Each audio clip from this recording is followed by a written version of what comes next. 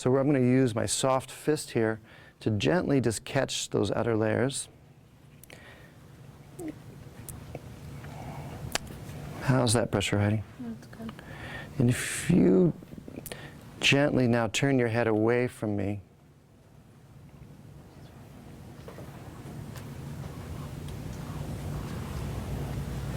Great.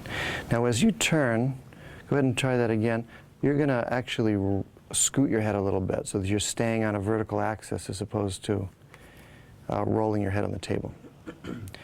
So I'm staying superficial. There's lots of things I could go deeper to work. I'm staying on the surface of SCM and traps, these outer layers.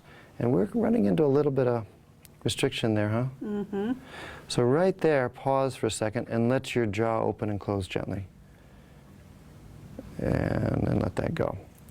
Now, I'm working her left side. Let's say her jaw deviated to the right. Is that the way we'd expect to do it, or we do it the other way around, would you predict? Yeah, typically we would expect the change to happen on the same side. So that if she deviated to the right, we would expect the work on the right side of the neck to have, an effect of balancing out that left-right jaw deviation.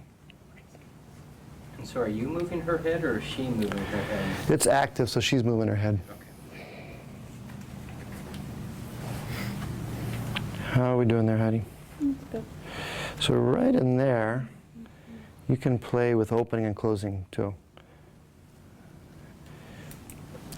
And does that little pop something that happens sometimes? Mm-hmm. Not every time, but Not every time? We had a little pop there in the jaw. Does it ever hurt when it does that? sometimes. All right, so we can keep the amount of opening you're doing even smaller then.